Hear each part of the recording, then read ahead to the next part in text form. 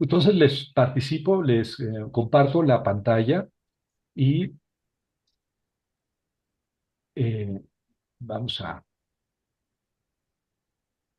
a seguir, digamos, esta conferencia ayudándonos de la, de la, del PowerPoint. Eh, Puse yo, digamos, en el flyer, en la postal, estas dos preguntas después de las parábolas del juicio final, porque dan esa impresión, ¿verdad? Es venganza de Dios contra los malos, o es justicia, que finalmente se va a hacer justicia o, o- o venganza. Y es que está muy claro que en este mundo Dios no es justo. Vamos, sí, me explico.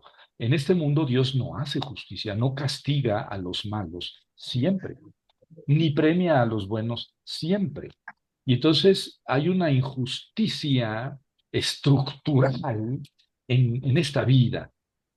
Y justamente el juicio final surge de la idea, de la esperanza de que, pero Dios siempre tiene que cerrar el ciclo haciendo justicia. Entonces, si en esta vida vemos a buenos morir malamente y a malos morir buenamente, en otra vida Dios hará justicia.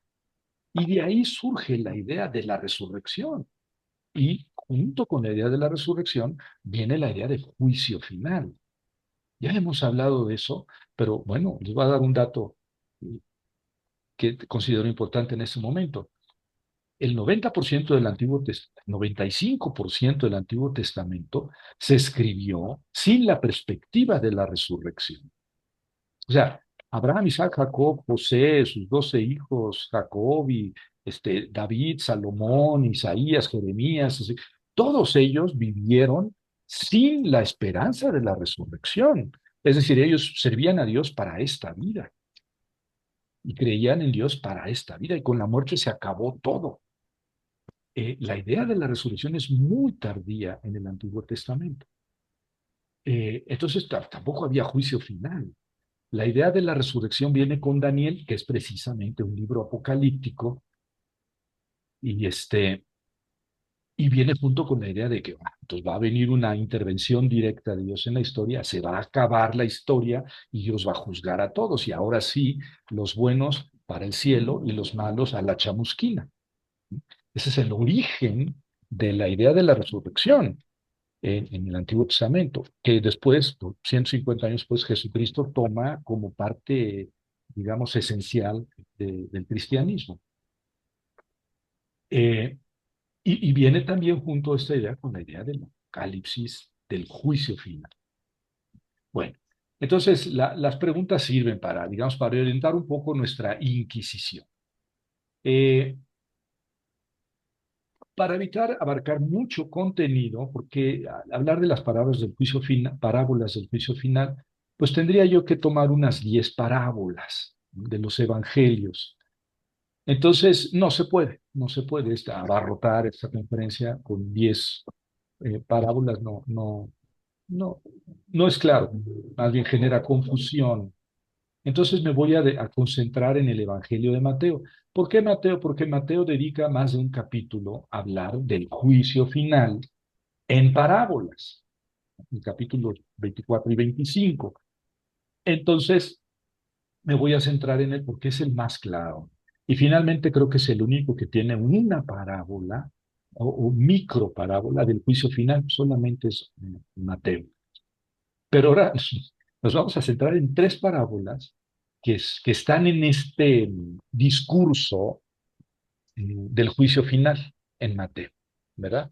El contexto, entonces, de este discurso en que Jesús habla, dice varias parábolas sobre el juicio final, podría decir ahorita que son cinco o cuatro, eh, las inserta en un discurso de Jesús sobre el fin del mundo y la segunda venida, en el capítulo 24. En el Ujú. capítulo 24 de Mateo. Eh, ese discurso, pues ya saben, habla de la segunda venida del Hijo del Hombre y del fin del mundo. ¿verdad? Y dice así en los versículos 42, 44, que son una pequeña parte de este discurso. Estén vigilantes porque no saben qué día vendrá su Señor. Entiendan esto. Si el jefe de la casa supiera a qué hora vendrá el ladrón, estaría vigilante y no dejaría que su casa fuera allanada. Por esto ustedes estén preparados, pues no saben en qué hora vendrá el Hijo del Hombre, o sea, yo, ¿verdad? Así hablaba Jesús de sí mismo en tercera persona, el Hijo del Hombre. Entonces, este es el contexto. ¿Eh? Como ven ahí, son dos partes, ¿verdad? De lo que está diciendo Jesús. Una es, estén vigilantes, ¿verdad? Para que ese día no los sorprenda como un ladrón, ¿no? Estén preparados, estén preparados. Pero por el otro lado es, bueno, ¿y qué va a pasar ese día? Ah, pues va a venir el Hijo del Hombre. O sea, hay que estar preparados para un evento muy, muy especial. Pero ¿qué va a pasar cuando venga el Hijo del Hombre? Eso viene más después, en el discurso parabólico. Entonces son tres parábolas de las, mira, aquí es Mateo 24, 42, 44, y luego tres parábolas, la de los mayordomos en el 24, 45 a 51, y ahí se termina el capítulo 24, y luego dos parábolas en el capítulo 25, 25, 1, 13, que es la parábola de las 10 vírgenes, y la parábola de los talentos. Eh, Probablemente de todas estas la más conocida sea la de los talentos, pero conocemos todas porque las parábolas precisamente Jesús las utilizaba para, para que su enseñanza quedara muy pedagógica, muy clara, muy grabada. Y entonces, utilizando una parábola, que es un cuentito, ya hablamos de esto hace dos conferencias, de qué es una parábola, pero a Jesús le servía mucho para aclarar el punto de lo que estaba diciendo. Por eso es muy importante ubicar la parábola en el argumento de lo que Jesús está diciendo, porque ya vimos que una parábola en sí misma puede prestarse para diferentes interpretaciones, como lo vimos, por ejemplo, con la de la oveja perdida, hace 15 días. Es una parábola que para Mateo tiene un sentido y para Lucas tiene otro, ¿no? Pero es la misma parábola. Entonces, depende de dónde se pongan y con qué intención se pongan ahí, es como se debe interpretar la parábola. Y eso va a ser muy importante en estas tres parábolas. Vamos como la palabra de los mayordomos, que normalmente se conoce como del mayordomo, como si fuera uno, pero van a ver que son dos. Nunca se me pega. Sí, 24, 45 a 51 de Mateo. Dice, ¿quién es el hombre fiel y prudente a quien el Señor encarga los sirvientes para darles el alimento a su tiempo? Dichoso aquel siervo a quien el Señor encuentre haciendo eso a su regreso. Les aseguro que lo encargará de todos sus bienes. Pero si aquel siervo malvado dijera en su corazón, mi señor tardará, y comenzara a golpear a los otros siervos, a comer y beber con los borrachos, el señor de aquel siervo llegará en una hora desconocida e inesperada y lo partirá en dos con los hipócritas. Ahí será el llanto y el rechinar de dientes. Es, como ven, son dos, ¿verdad? Uno es el mayordomo fiel, ¿verdad? Son dos parábolas. Uno es un mayordomo fiel, prudente, a quien el Señor le encarga su casa, sus sirvientes, y cuando el Señor regresa, lo encuentra haciendo todo bien, pues lo pone al cargo, al mando de todos sus bienes. Ahora, puede ser que el mayordomo sea malo, digamos que es otra parábola. Aquel siervo malvado dijera, mi señor tardará, no va a venir pronto. Entonces se pone a hacer barbaridades con los siervos, se emborracha, etcétera, y cuando llega el Señor, a ver, yo no sé ustedes qué piensen del castigo. En griego dice lo partirá en dos, así es el verbo, lo partirá en dos, con los hipócritas. Y, es posible que, bueno, ese verbo se utiliza también para separar, o sea, partir. cortar a una persona de la comunidad, algo así como una excomunión. Puede ser expulsión definitiva o puede ser una excomunión, es decir, una excomunión temporal. Y así se utilizaba ese verbo en Qumran, con ese sentido no tan radical. Pero el verbo literalmente quiere decir partir en dos, ¿verdad? Entonces yo decidí ponerlo así. Si ustedes leen sus Biblias, dice ahí lo castigará severamente o algo así, o lo expulsará. Le quitará el puesto, dice la mía.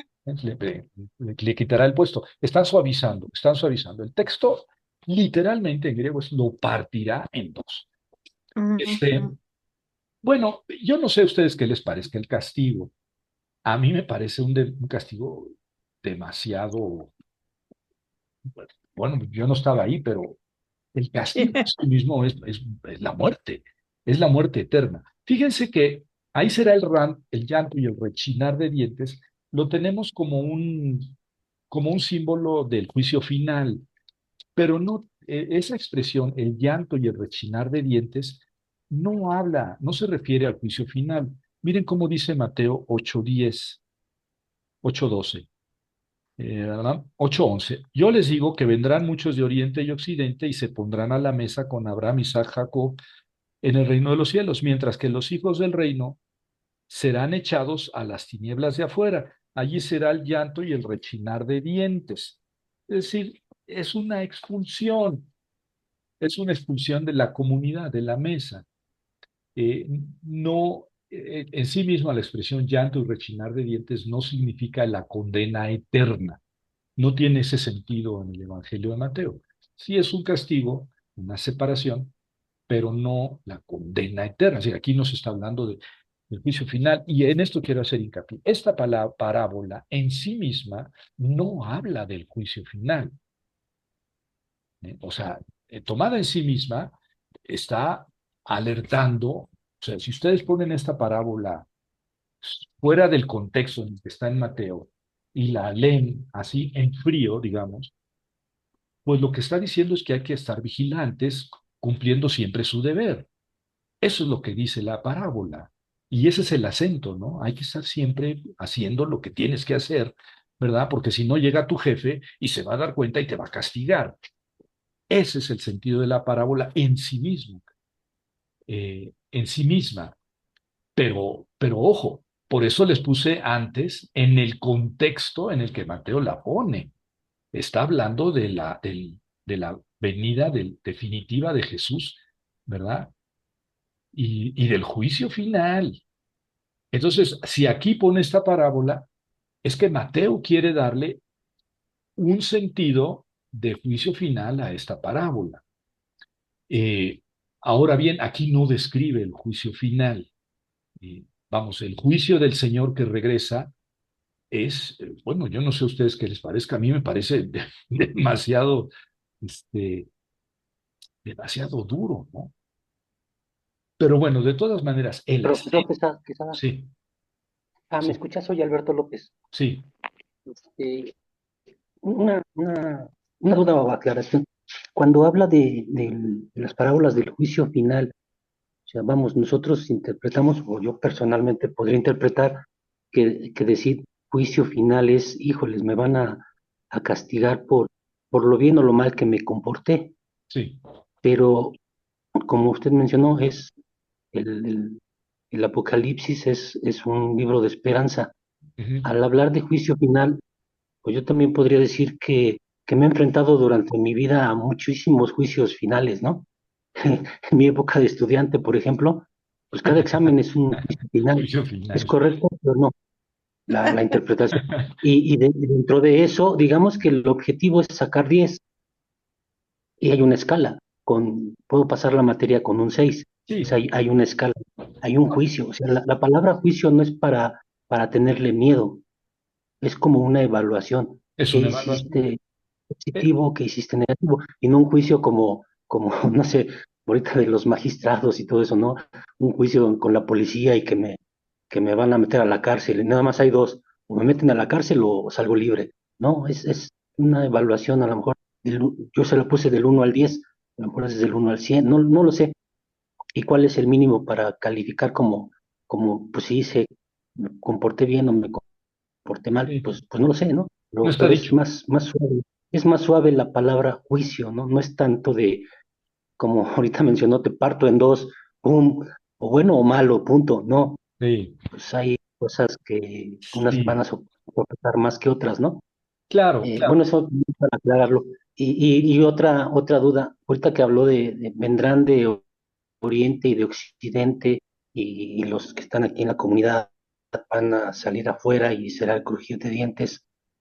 Cuando habla de Oriente y Occidente, ya está ahí mencionando que no es nada más de los judíos, porque estamos hablando Sí, de antes de exactamente. Jesucristo y el Testamento. O sea, ya estamos hablando de que sí se va, vamos, no todavía el cristianismo o algo así, pero que sí se van a integrar otras ramas de la fe en lo que es el mundo judío, porque ellos eran un mundo muy cerrado, ¿no? Y entonces dicen, pues vendrán de Oriente y de Occidente, o sea, vendrán los otros que no son judíos de nacimiento. Ajá. Ahí todavía no se habla de cristianismo, de nada de eso, pero ya está, digamos, contemplándose allí. Sí, sí. Ya, bueno, está clarísimo que este evangelio Mateo lo escribe 50 años después de la muerte de Jesús. O sea, ya la iglesia cristiana, los seguidores de Jesús, los jesuánicos o los cristianos, ya tienen conciencia de que no pueden seguir siendo judíos, ¿no? Entonces, Jesús al principio, Jesús en su vida se presentó como judío, pero su enseñanza fue tan radical que años después de la muerte de Jesús, pues los cristianos entendieron y los judíos entendieron que los cristianos eran diferentes, era una religión diferente. Y aquí se está adelantando eso. O sea, aquí probablemente Mateo entendió estas palabras de Jesús de una manera más radical o incluso inventó estas palabras y las puso en boca de Jesús, ¿verdad?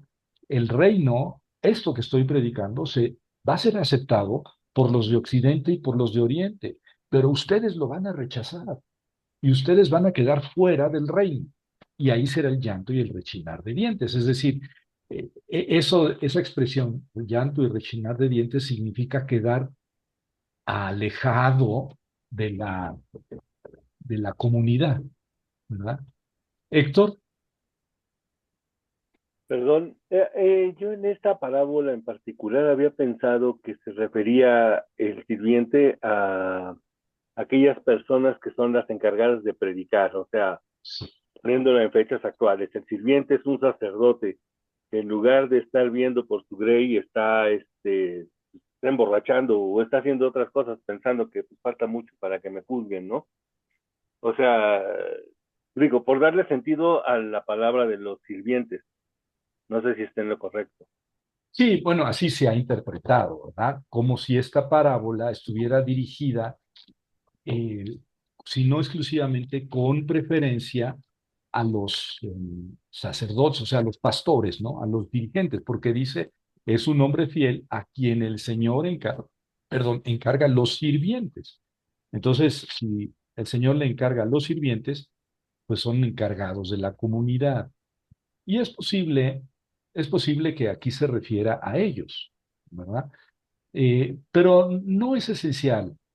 Ese detalle no es esencial a la parábola porque se puede referir a cualquier sirviente, ¿verdad? Que debe estar haciendo lo que el Señor le encargó. Eh, Bueno, de todas maneras, así está presentado. Ahora, lo que yo quiero hacer hincapié de esta parábola es que en sí misma no habla del juicio final, o sea, no es una parábola de lo que va a venir al fin del mundo, no, es una parábola que invita a estar atentos. Eh, eh, ¿Cómo eh, ¿Por qué la pongo aquí como parábola del juicio final? Porque Mateo lo pone después de esto, ¿verdad? Después cuando está hablando de la venida del Hijo del Hombre, de la segunda venida, les pone estas parábolas. Entonces, Mateo sí quiere que nosotros entendamos estas parábolas con estos lentes del juicio final. Pero en sí misma, insisto, es muy posible que Mateo haya tomado una parábola, porque Mateo es el único que tiene estas parábolas en el juicio final, hablando del discurso del fin del mundo. Es el único que las pone ahí. Entonces, es muy probable que Mateo la haya tomado de otro contexto y la haya puesto aquí refiriéndose al juicio final. Bueno, voy a seguir porque son tres parábolas. La siguiente es la parábola de las 10 vírgenes. Entonces el reino de los cielos, sigue inmediatamente al anterior, en el texto de Mateo. Entonces el reino de los cielos será semejante a 10 jovencitas que tomaron sus antorchas y salieron al encuentro del novio. 5 de ellas eran descuidadas y 5 eran prudentes. Las descuidadas tomaron sus antorchas, pero no tomaron aceite. Las prudentes tomaron sus antorchas y aceite en frascos. Como el novio tardaba en llegar, todas cabecearon y se durmieron. A medianoche se escuchó un grito: llegó el novio, salgan a recibirlo. Entonces se despertaron todas aquellas jovencitas y arreglaron sus antorchas. Las descuidadas dijeron a las prudentes: dennos de su aceite porque nuestras antorchas se apagan. Pero las prudentes respondieron: probablemente no sea suficiente para nosotras y para ustedes. Mejor vayan con los vendedores y cómprense el suyo. Cuando ellas se fueron a comprar, llegó el novio. Las que estaban preparadas entraron con él en la boda y se cerró la puerta. Después llegaron las restantes jovencitas y dijeron: Señor, Señor, ábrenos. Pero él les respondió: les aseguro que no las conozco. Estén vigilantes, pues no conocen el día ni la hora. Esta parábola es de Mateo. Y noten que tampoco habla del juicio final. En realidad está hablando de la vigilancia, ¿verdad? Son 5, yo traje aquí jovencitas. El texto dice, en griego dice parcenai. Sí, pero no es necesario traducir como vírgenes. Muchachas, y no son las que se van a casar, no es que se fueron a casar las 10 con el novio. No, son las muchachas que acompañan a la novia, ¿verdad? Digamos que hacen fiesta con él, pero ellas no se van a casar con el novio, van a participar acompañando, digamos, a la novia y a participar de la fiesta. Entonces, el lenguaje, digo, es muy sencillo. Las muchachas que tienen aceite dicen: no, pues vayan a comprar, si no, no lo vamos a acabar, el de todas, y, y nadie va a tener suficiente, mejor vayan ustedes a comprar el suyo. Y el castigo es que ellas no pueden entrar a la fiesta. También es un poco, yo no sé ustedes qué piensan, es un poco exagerado el castigo, ¿verdad? Pero se trata solamente de entrar o no entrar a la fiesta, ¿no? O sea, la parábola nada más habla de una fiesta. No las conozco, es un poco agresivo, ¿no? Si las muchachas fueron descuidadas, pues como que no somos amigas de la novia, etcétera. Pero bueno, no las dejó entrar. Entonces, la parábola está, digamos, dirigida a la vigilancia, no al día del juicio. Oye, Javier, perdón, Sí, sí, ¿puedo preguntar algo? claro, Es, pero no se refiere ahí, bueno, no sé, yo pensé ahorita que estabas diciendo esto, el decir que las otras vírgenes no entraban porque no estaban preparadas y no entraban a la fiesta, no se puede interpretar también como que este es que Dios que nos está diciendo que por eso estén atentos y vigilantes porque no sabes cuándo la hora que va a venir Él aquí a la tierra, ¿no? sí, O sea, el juicio final, entonces, esa fiesta no podría ser el estar en el cielo, los que llegan al cielo porque están preparados y los que no, pues se quedan abajo. claro, claro. Pero eso es, ese sentido de la parábola es por el lugar en el que pone la parábola Mateo. Carlos desapareció, Vicky desapareció. Ok, ok, gracias. Ujú. O sea, en sí misma, noten que la parábola pues habla de la invitación a estar vigilantes. Pero si tú la sacas de aquí y la pones en otro contexto para invitar a la gente a abusar, o porque hay que estar vigilantes, se entiende perfectamente. Como Mateo la pone hablando del juicio final, entonces la cosa es más seria, ¿ves? Pero en sí misma la parábola, pues el castigo es solamente no entrar a la fiesta. Pero claro, donde lo pone Mateo, la parábola es, el castigo es no entrar al cielo. Pero entonces ya se quiebra un poco la parábola, porque, oye, por un descuido te vas, te vas a quedar sin el cielo por toda la eternidad.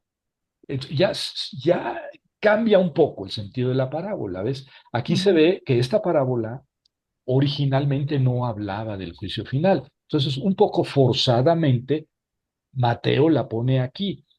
Pero claro, como tú dices, oye, si está hablando del juicio final, es que así Mateo quiere que la interpretemos. De acuerdo, ¿eh? ujú. Entonces, hay que aclarar, la parábola en sí misma no habla de eso, pero Mateo la utiliza para eso. Y en la utilización de Mateo, ¿qué significa tener el aceite y ser prudente? Porque uno dice, hombre, no te vas a quedar en el infierno toda la eternidad por imprudente o por descuidada. Ujú, Es un castigo demasiado severo. No, no, es que aquí tener el aceite significa las buenas obras. Sí, pero entonces ya estamos haciendo una interpretación, digamos, alegórica de la parábola para darle la interpretación pesada, dura, fuerte de juicio final, ok, cosa que la parábola en sí misma no tiene. ujú. Héctor, Ok, gracias. pues no, al contrario, gracias a ti. Yo aquí lo que veo también es a lo mejor una invitación a la constancia, por ejemplo, a no permitirnos echarnos una canita de aire, al menos en forma consciente, porque pues así como puede pasarte un camión aunque estés muy sano, también pues en ese momento dices, pues, mañana me confieso y a lo mejor eh, algo me Sí. pasa en el Inter, ¿no? Sí, sí, esa es la interpretación que Mateo quiere que tomamos. Porque yo insisto, la parábola en sí misma no es tan seria como para el juicio final, pero donde la utiliza Mateo y cómo la utiliza tiene ese sentido que tú estás diciendo. Ya cada quien tendrá que pensar qué significa tener el aceite, ¿verdad? Estar preparado. Porque dicen, eh, eh, todas se durmieron, ¿no? Todas se durmieron. Por eso de estén vigilantes, del versículo 13, es un poco ajeno a la parábola, porque todas se durmieron, lo dice precisamente antes, ¿no? Eh, todas se durmieron, a ver, dice, todas cabecearon y se durmieron, versículo 5. Entonces, claro, estar vigilantes no quiere decir no dormir. Aquí más bien lo que está acentuando la parábola es haber sido precavidos y tener aceite. Ahora, en el ambiente de juicio final, cada quien está invitado a pensar, bueno, ¿qué significa para mí tener aceite? ¿No? Pero eso es debido a el lugar en el que pone Mateo esta parábola. Bueno, la última parábola, probablemente sea la más conocida de las tres, es la parábola de los talentos. Un talento es una cantidad de dinero exorbitante, ¿no? Es algo así como el salario de 7 años, el salario mínimo de 7 años, ¿no? Sería más o menos el talento, ¿no? Es una cantidad estratosférica. Bueno, estratosférica para mí, para los de la Suprema Corte, para los ministros será unos cuantos mesecitos de sueldo, perdón por la chocante comparación. Pero bueno, del salario mínimo, un talento sería como 7 años de sueldo de salario mínimo. Bueno, dice así, en efecto, es como un hombre que partió lejos, llamó a sus siervos y les entregó sus bienes. A uno dio 5 talentos, a otro 2 y a otro 1. A cada uno conforme a su capacidad y enseguida partió. El que recibió 5 talentos negoció con ellos y ganó otros 5. Perdón, Héctor, tú hablaste, ¿verdad? Porque te tengo aquí con la mano levantada, pero ya no sé si tú hablaste o te estoy quitando la palabra. Sí, no, sí hablé y no Ah, cuelgué. Digo, ahorita la bajo. está bien, está bien. El que recibió 5 talentos negoció con ellos y ganó otros 5. De la misma manera, el que recibió 2 ganó 2. Pero el que recibió 1 cavó en la tierra y escondió el dinero de su señor. Después de mucho tiempo regresó el señor de aquellos siervos y arregló cuentas con ellos. Se acercó el que había recibido 5 talentos, presentó otros 5 talentos y dijo: Señor, me entregaste 5 talentos y aquí otros 5 talentos que gané. Su señor le dijo: Bien, bueno siervo y fiel, en lo poco fuiste confiable, te encargaré de muchas cosas. Entra en la alegría de tu señor. Se presentó también el de los 2 talentos y dijo: Señor, 2 talentos me entregaste, y he aquí 2 talentos que gané. Su señor le dijo: Bien, siervo bueno y fiel. En lo poco fuiste confiable, en lo poco relativamente, porque es una buena cantidad. Te encargaré de muchas cosas. Entra en la alegría de tu señor. Se presentó también el que había recibido 1 talento y dijo: Señor, sé que eres un hombre duro, que cosechas en donde no sembraste y que recoges en donde no esparciste. Así que tuve miedo, fui y escondí tu talento en la tierra y aquí lo tienes. Su señor les respondió: Siervo malvado y perezoso, sabías que cosecho en donde no sembré y que reúno en donde no esparcí. Debiste haber puesto mi dinero con los banqueros para que al llegar yo recibiera lo mío con intereses. Quítenle el talento y dénselo al que tiene 10 talentos, pues al que tiene todo se le dará y tendrá en abundancia, pero el que no tiene, incluso lo que no tiene se le quitará. Y expulsen al siervo inútil a las tinieblas de afuera. Allí será el llanto y el rechinar de dientes. Empiezo por esto último. Ese a las tinieblas de afuera, llanto y rechinar de dientes quiere decir excluyanlo de la comunidad, ¿no? O sáquenlo de la hacienda, digamos. Ese es el sentido, no está relacionado con el infierno, ¿verdad? Eh, Necesariamente. Fíjense que esta parábola tampoco habla por sí misma del juicio final. ¿Sí? Está hablando como la de los mayordomos, ¿verdad? Pero aquí es con dinero. Eh, Reciben 3 siervos una cantidad y se va el señor, y cuando regresa, el que recibió 5 le entrega 5 más 5, el que recibió 2 regresa 2 más 2, y el que recibió 1 regresa nada más 1. Y entonces dice: No, pues no hiciste lo que tenías que hacer. El siervo, el amo le dice eso. Y es que tuviste miedo, bueno, pues por lo menos lo tenías que haber metido en el banco, ¿verdad? Quítenle el talento, pero fíjense el castigo, ¿eh? Quítenle el talento, pues si se lo iban a quitar, o sea, el Señor vino a pedirle el talento. O sea, el muchacho aquel o aquella persona no contaba con que le iban a dar el talento. Se lo dieron a guardar y él lo guardó y lo regresa. Entonces, pues no hay castigo prácticamente, ¿no? Quítenle el talento, pues yo lo traje precisamente para entregártelo. Dénselo al que tiene 10. Bueno, ahí hay un mensaje. Pero luego dice: y este échenlo afuera. Entonces, además de que no le deja el talento, no se lo regala, pero pues el siervo no esperaba que se lo dieran, le dice: vete, estás expulsado, digamos. Y ese es el castigo. Eh, en sí mismo, le insisto, esta parábola tampoco habla del juicio final. En el Evangelio de Lucas es la parábola de las minas, ¿verdad? En Lucas 19, 12, 27. Y ahí en el Evangelio de Lucas no está en relación para nada con el discurso del fin del mundo de Jesús, ¿verdad? Eh, Allá es la parábola de las minas. Y allá se habla, son 2 parábolas mezcladas en esto, y con el de Lucas, de la misma parábola, pero que allá es de las minas. Se trata de un señor que deja a sus siervos, deja unas minas, o sea, dinero, y luego se va, pero los siervos no quieren que él regrese porque iba a ser rey. y no quieren que regrese a ser rey. Entonces, cuando el Señor regresa, dice, a ver, el que recibió tanto, que se le dé tanto, el que recibió tanto y ganó tanto, que reciba tanto. Y que no puso a trabajar el dinero, que se vaya, ¿verdad? Pero a todos los que no querían que yo reinara, que los maten. Ah, pero entonces al siervo que no rindió su dinero, no le da ningún castigo. Miren, lo voy a leer rapidísimamente en el Evangelio de Lucas 19,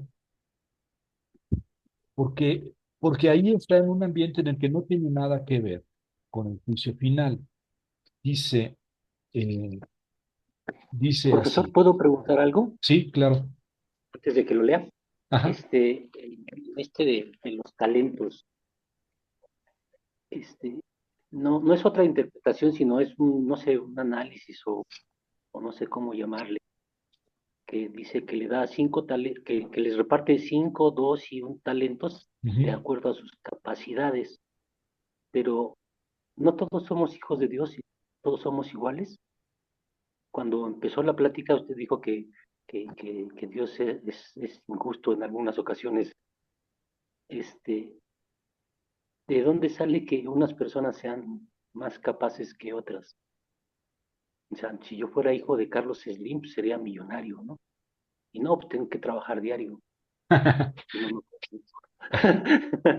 Tenemos que trabajar nosotros, ¿no? Y tenemos que trabajar nosotros, y hay quienes ya tienen todo. Bueno, esta parábola se presta a muchas interpretaciones, a algunas Es muy correcto, crueles ¿no? y feas, pero otras muy bonitas.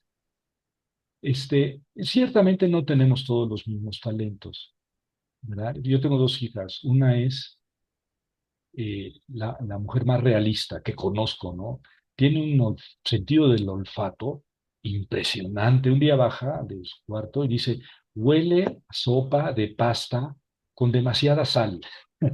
O sea, tiene pero los olores, ¿eh? Eh, Pinta, Sí, cocina y canta, tiene un oído extraordinario para cantar. Ya estoy vendiendo a mi hija a ver quién la quiere, ¿no es cierto? Este, Tiene otros problemas, pero es de una percepción y es psicóloga, está terminando su carrera de psicología, porque percibe los detalles, y tengo otra que es bien abstracta, ¿no? La mayor está medio en las nubes toda la vida, y no, tiene 25 años, pero ya tiene publicaciones internacionales, ¿eh? O sea, 24 años. Son bien diferentes, y las dos son mis hijas, y a las dos puedo decir que les di lo mismo, pero son bien diferentes. Yo creo que todos somos diferentes. Entonces, pues sí, cada, cada quien según sus capacidades, porque no a todos nos dio, ¿eh? No a todos nos dio, no. Igual, tú pones la comparación con el hijo de Carlos Slim, pero no todos. Mira, hay una comparación que a mí me ha gustado mucho, ¿no? De una carrera. Se trata de 5 kilómetros la carrera. Y entonces todo el mundo está al principio de los 5 kilómetros. Pero el que está organizando la carrera dice, a ver, aquellos de ustedes que vivieron con sus dos papás hasta los 10 años, hasta, avancen 100 metros. Y ya casi todos avanzan, o muchos. Y dice, de ustedes, aquellos que estudiaron hasta la preparatoria, avancen otros 100 metros. Y luego a los que estaban ahí les dice, de ustedes los que terminaron universidad, avancen 100 metros más.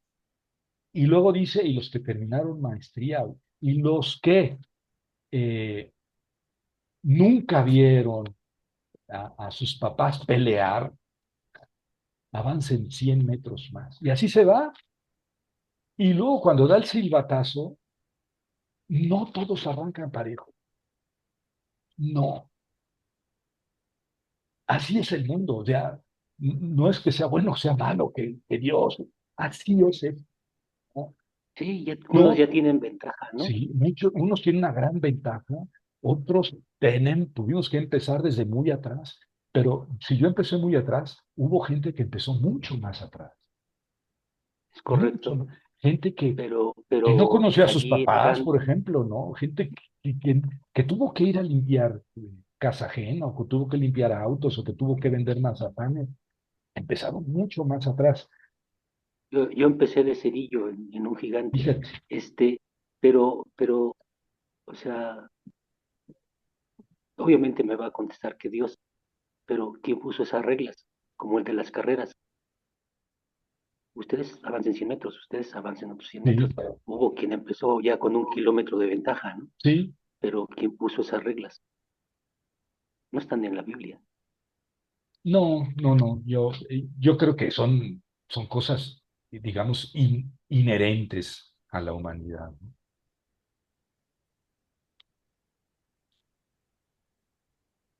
Pues sí, así es, ¿no? Sí. No, Sí, no, no, gracias no es algo que, por la pregunta. no, no, no, al contrario, nos hace reflexionar y es muy sabroso. Ana Patricia, Ana, Perdón, yo creo que Dios a cada uno nos tiene destinado dónde vamos a vivir y por qué. Él no se equivoca porque muchas veces donde llegamos, esa familia necesita algo y nosotros cada quien tenemos una misión. Bueno, ese es mi punto de vista. es muy lindo pensarlo así, es muy lindo Sí, yo, pensarlo así, cada quien tiene sus talentos, porque yo cuando estaba chico no sabía lo que era un talento, ¿verdad? Pero siempre me quedé con la idea de que eran las capacidades personales, porque cuando los maestros explicaban eso, decía ya, pues son las capacidades que cada uno tiene, son diferentes y qué padre que las pongamos al servicio de la comunidad.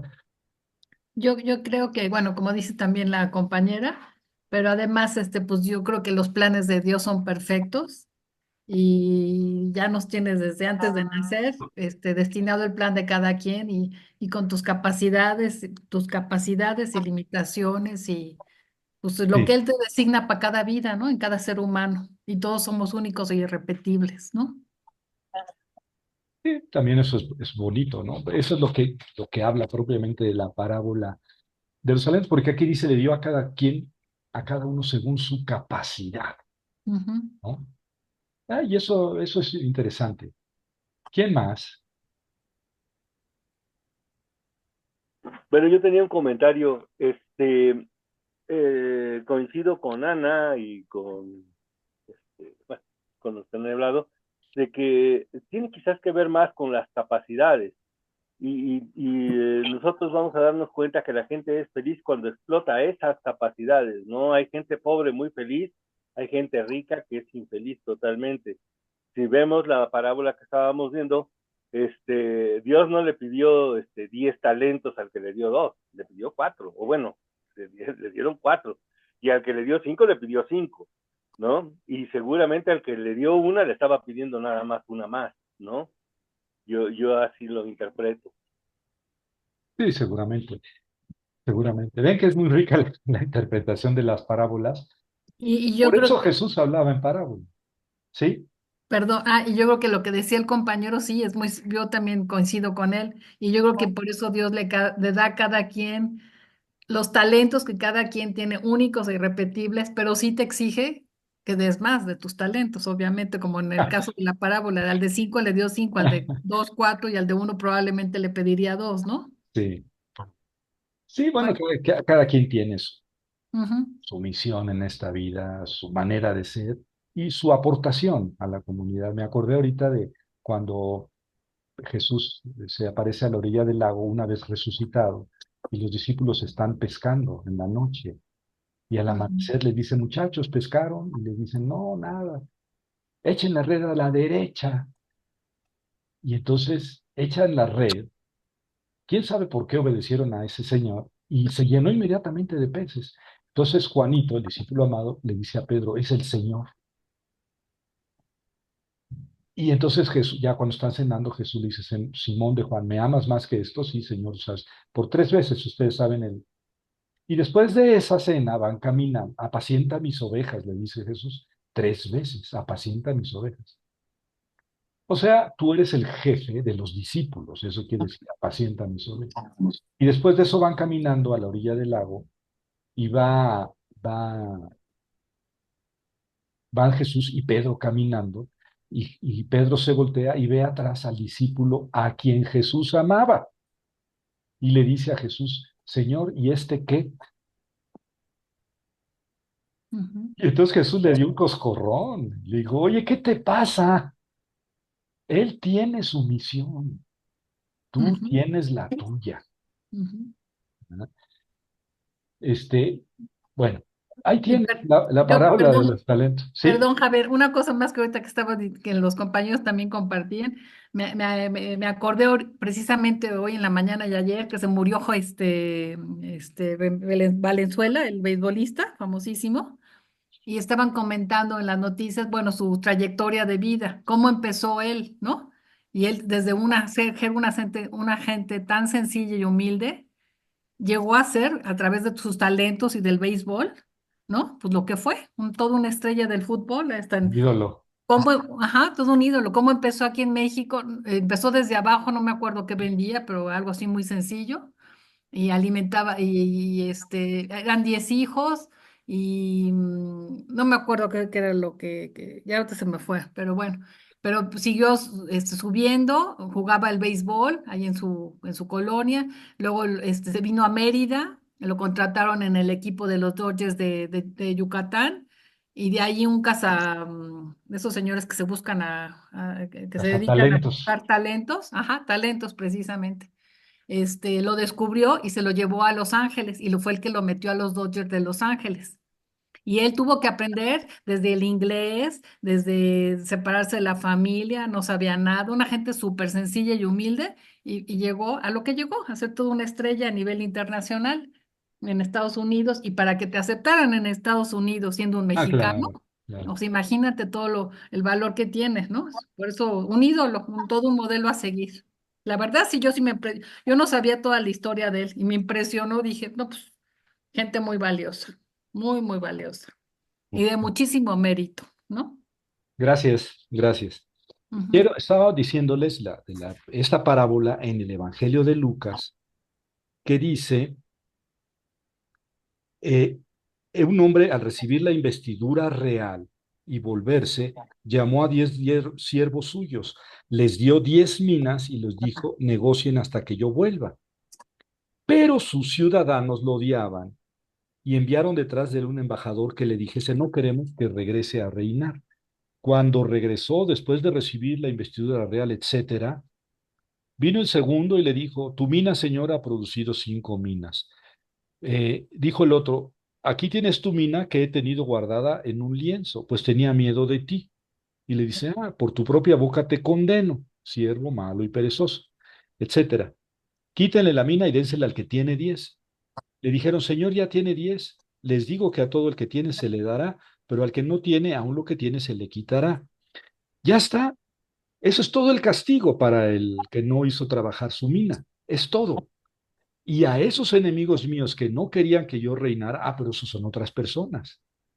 Tráiganlos aquí y mátenlos delante de mí. Sí, pero esos son otras personas. La persona que no puso a trabajar su mina no le, no le da ningún castigo, excepto quitarle la mina. Y esto es antes de que Jesús llegara a Jerusalén en el Evangelio de Lucas. No tiene nada que ver con el discurso del fin del mundo. Esta misma parábola, Mateo la transforma, o vaya usted a saber si Lucas es el que la transformó, porque evidentemente se trata de la misma parábola, nada más que Lucas añadió esto de los siervos que no querían que reinara y todo eso, y hace una parábola más complicada, ¿no? Como si fueran dos parábolas entretejidas.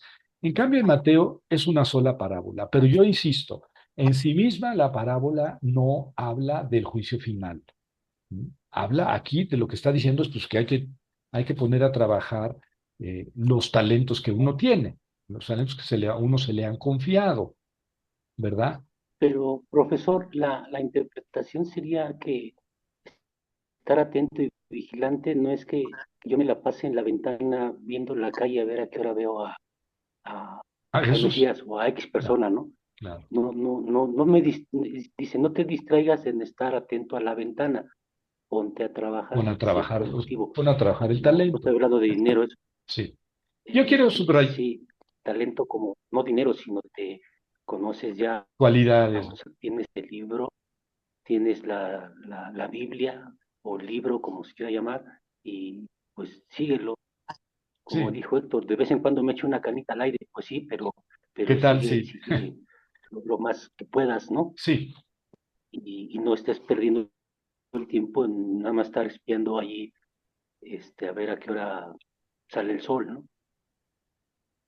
Creo que esa es la Sí. interpretación que deberíamos de tomar. Sí, sí, vamos, creo que es justo, ¿no? Y Jesús estaba precisamente intentando eso que estás diciendo, ¿no? No se trata nada más de esperar en esta parábola, pero quiero subrayar algunos detalles de esta parábola, que el Señor no fue claro sobre lo que quería que hicieran. ¿M? Es como un hombre que partió lejos, llamó a sus siervos y le entregó sus bienes. A uno dio 5, a otro 2 y a otro 1. A cada uno conforme a su capacidad y se fue, pero no les dio instrucciones concretas. No les dijo, por ejemplo, pongan a trabajar y el que gane, el que haga rendir mi dinero lo voy a premiar. Es decir, la parábola en sí misma, a lo mejor es demasiado pedirle a la parábola, ¿verdad? Porque justamente una parábola se distingue por su brevedad y en esa brevedad pues deja espacio para muchas interpretaciones. Pero el castigo, insisto, el castigo para el siervo no es aquí la muerte eterna, no es como en la otra, pártanlo en dos, ¿verdad? Aquí solamente es quitarle el talento que, pues, que él iba a entregar de por sí, ¿no? Y luego, pues, sí queda como extra, échenlo a las tinieblas de afuera. Ahora, son tres parábolas que en sí mismas, si ustedes sacan del ambiente del juicio final, no hablan de juicio final. Hablan del trabajo, de poner a trabajar los talentos, de estar atentos, de ser prudentes. Sí, sí, de hacer lo que tienes que hacer, eso, de eso hablan. Eh, pero no hablan del juicio final. Mateo las pone aquí en un contexto de juicio final. Y entonces sí tenemos que pensar, ah, caray, si es en el juicio final y yo llegué sin aceite, ¿qué significa ese aceite? Si yo llegué al juicio final y llego sin estar cumpliendo lo que el Señor me dijo que hiciera, ¿qué va a pasar? Y si yo llego al juicio final y no he puesto a trabajar mis talentos, ¿qué va a pasar? Pero eso es gracias al contexto en que la pone Mateo. Entonces, mis conclusiones de estas tres parábolas son las siguientes. Lo escatológico, o sea, lo que se refiere al fin de los tiempos, procede solamente del contexto, el contexto en que las pone Mateo, no del contenido de cada parábola en sí misma. Claro, si las pone en este contexto, nos está diciendo cómo queremos cómo él quiere que las interpretemos. La parábola de los mayordomos en sí misma no parece tener relación con el juicio final. Esa es la aplicación que quiere darles Mateo a las tres. En esta parábola de los mayordomos no se describe el juicio final. Se alude a la definitividad en eso de que lo partirá en dos. En la parábola de las 10 vírgenes, el castigo es quedar fuera de la fiesta, pero no era su propia boda, ¿no? Solamente quedaron fuera, pues por imprudentes. En sí misma tampoco parece tener relación con el juicio final. Esa es la aplicación que quiere darles Mateo a las tres parábolas. La muerte eterna parece demasiado castigo para el descuido o la negligencia, ¿verdad? Es decir, a las cinco muchachas no se les dice que se van a ir a morir por toda la eternidad. O sea, la parábola dice que no entran a la fiesta. Oye, pero significa no entrar al cielo. Ah, de acuerdo. Pero entonces, por la negligencia o por el descuido o por la imprudencia, eh, la muerte eterna. No, es que eso significa entonces ya estamos haciendo alegoría, estamos haciendo una interpretación. ¿verdad? Y ahí en este método de alegorizar, pues sí hay muchas maneras de alegorizar qué significan los talentos, qué significa el aceite, etcétera, ¿verdad? Pero bueno, las parábolas precisamente invitan a reflexionar, ¿no? A hacer aplicaciones. En la parábola de los talentos hay dos premios. A uno le da 5, bueno, que recibe 5, le da, regresas 10 y entonces recibe más premio. El otro le da 2, regresa 2 más 2 y le da otro premio. Y un castigo. Son dos premios y un castigo. El castigo es, a ti no te, quítenle el talento que tiene. Bueno, pues yo venía a regresarlo, señor. Sí, pero échenlo afuera. ¿Quién sabe? ¿Quién sabe si merecido? Porque el Señor no le había dicho las condiciones, ¿no? Digamos que este, si estamos jugando la parábola en cómo funciona hacia adentro, hay cierta intransigencia de parte del amo, ¿no? En sí misma, esta parábola no parece tener relación con el juicio final. El Señor no fue claro sobre lo que pedía que hicieran, pero además dio según su capacidad. Entonces, si tenía poca capacidad, le dio poco, ¿por qué le pide? ¿No? Y tampoco el rechinar de dientes se relaciona con el castigo eterno, ¿verdad? Pero en este caso también, como el de las otras dos, Mateo quiere que pensemos en el juicio final a partir de estas parábolas. Las tres parábolas fueron insertadas por Mateo en este discurso para invitar a todos a estar atentos a la segunda venida. Yo creo que esa es la interpretación correcta. Mateo lo que nos quiere decir con esto es estén atentos a la segunda venida. No habla del juicio final. Si Mateo quisiera hablar del juicio final, utilizaría otros términos, otras comparaciones, otro vocabulario, y ahorita les voy a decir por qué.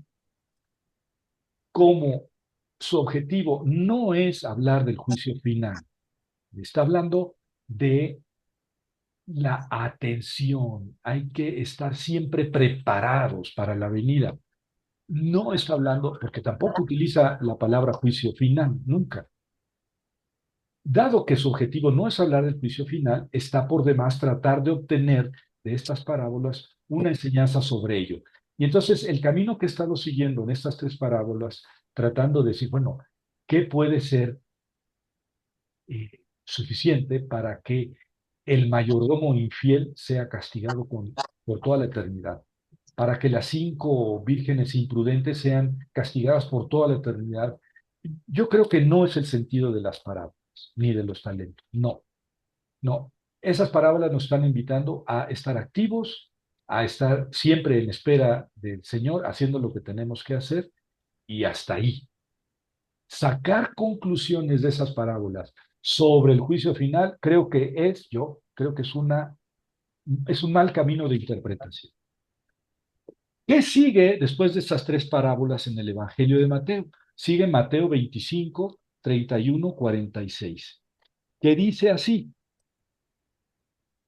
Cuando el Hijo del Hombre venga en su gloria, acompañado de todos sus ángeles, entonces se sentará en su trono de gloria. Serán congregadas delante de él todas las naciones, y él separará a los unos de los otros, como el pastor separa a los cabritos de las ovejas. Pondrá las ovejas a la derecha y los cabritos a la izquierda. Entonces dirá el rey a los de la derecha: vengan, benditos de mi Padre. Ya se acuerdan, porque tuve hambre y me dieron de comer, tuve sed, me dieron de beber, estuve preso y me visitaron, estuve enfermo y me curaron, etc. Y entonces los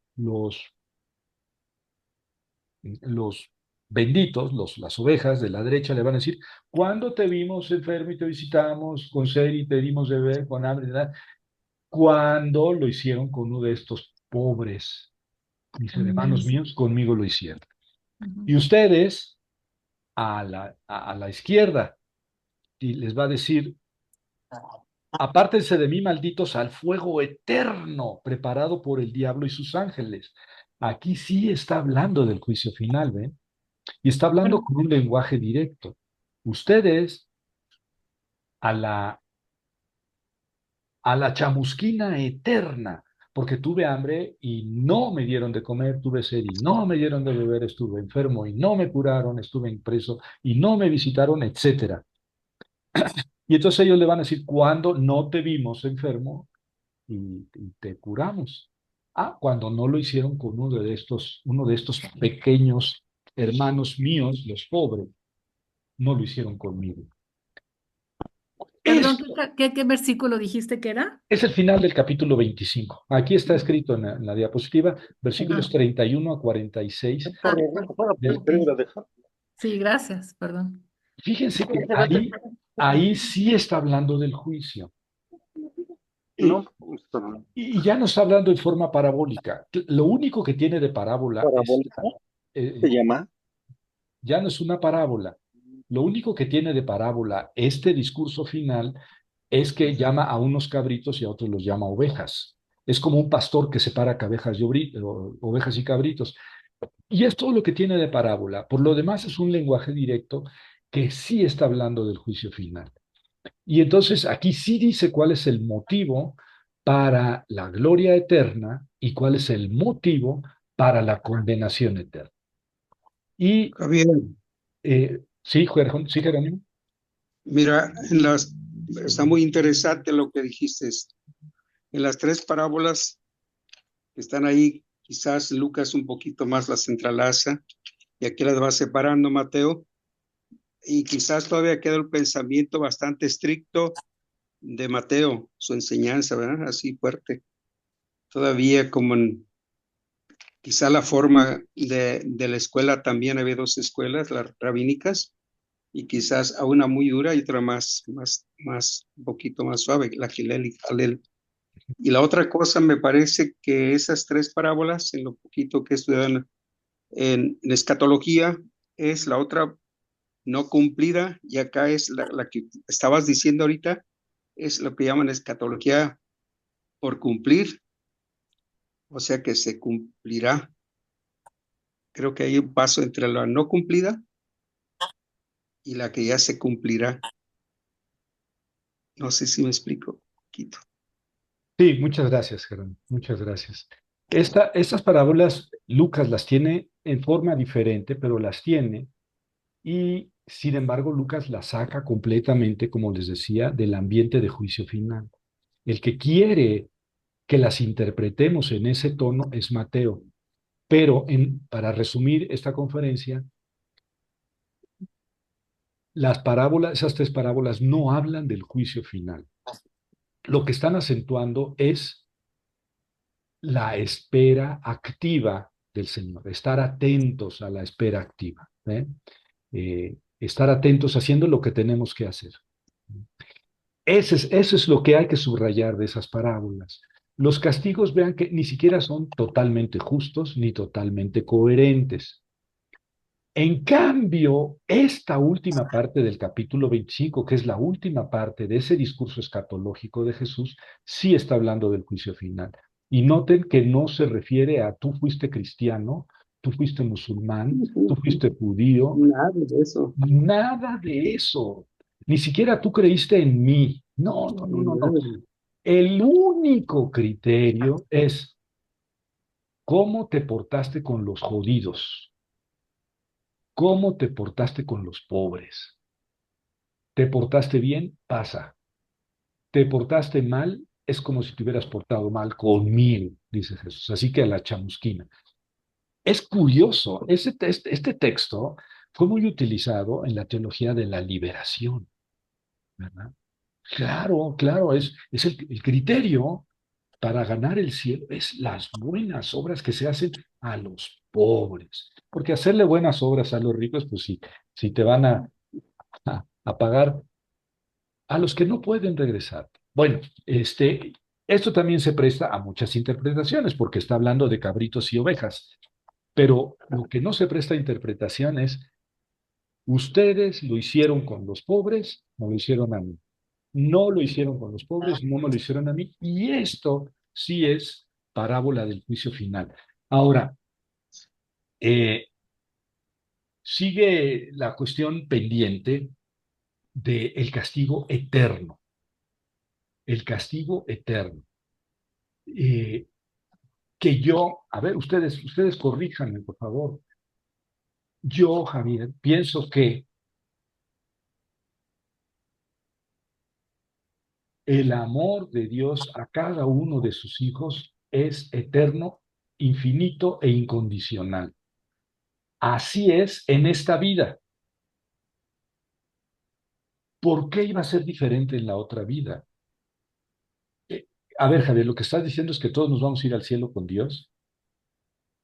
Es, Chance no, pero hablar de condenación eterna es que date cuenta, si yo puedo vivir 100 años haciendo el mal 100 años, siendo muy malo 100 años, pero me voy a pasar toda la eternidad, no 100 años, ni 200, ni 300, ni 500, ni 1000, 2000, 3000, 5000, 100,000 años me la voy a pasar sufriendo por 100 años que hice mal. No hay proporción, no hay proporción. Entonces, yo lo que veo es cierta incoherencia entre el Dios que nos muestra Jesús y este Dios castigador. Castigador no en esta vida, castigador en la otra vida, pero finalmente la otra vida es la más larga, es un poquito más larga que esta. Entonces, eh, sigo pensando que la interpretación de este castigo final es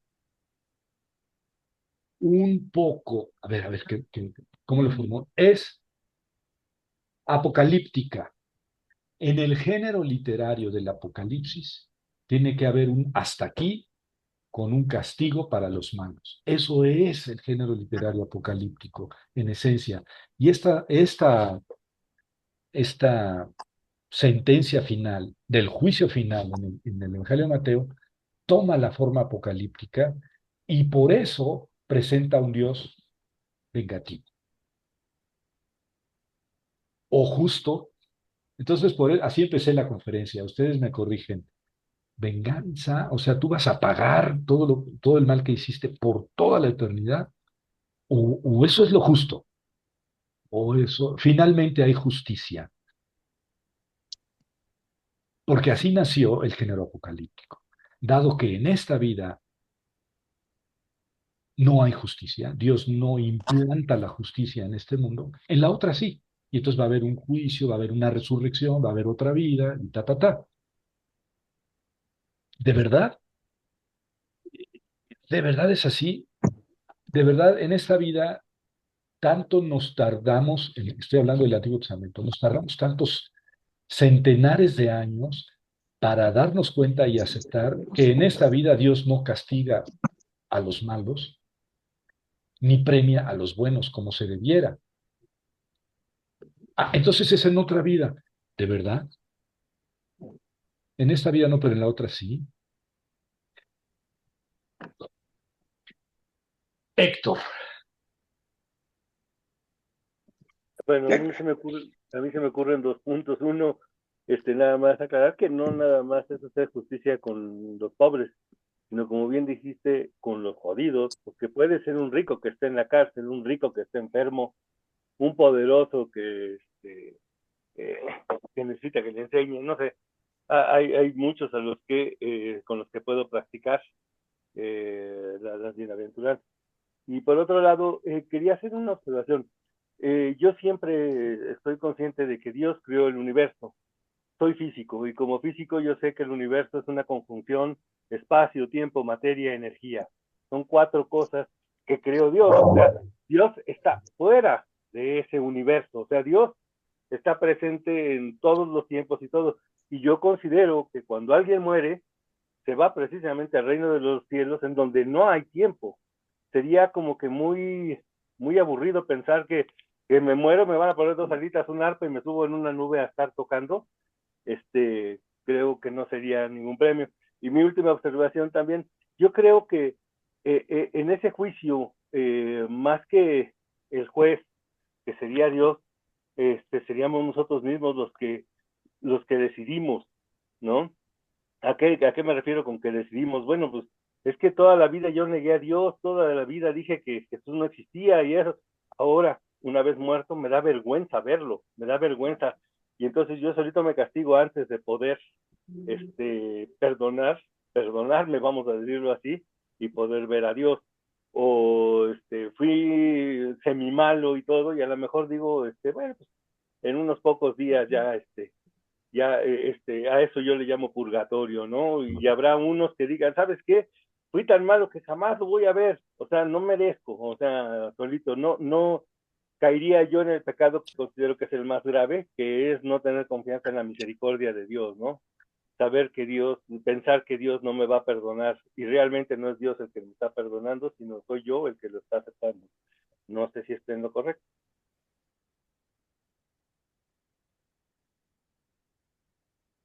No soy yo quien para decir si estás en lo correcto. Son ideas muy lindas, ¿no? Yo tengo una pregunta, pues bueno, no se supone que aquí en la tierra, bueno, es el reino de, bueno, es vivir el reino de Dios aquí en la tierra y es una purificación al mismo tiempo, por todos nuestros pecados, por todo, y ahí es donde, como dice el compañero, que entra la misericordia, la infinita misericordia de Dios, ¿no? Que Dios te perdona todo. Claro, claro. Es un buen papá, incluso puede uno abusar de él. Y a mí no me cuesta trabajo plantearlo así.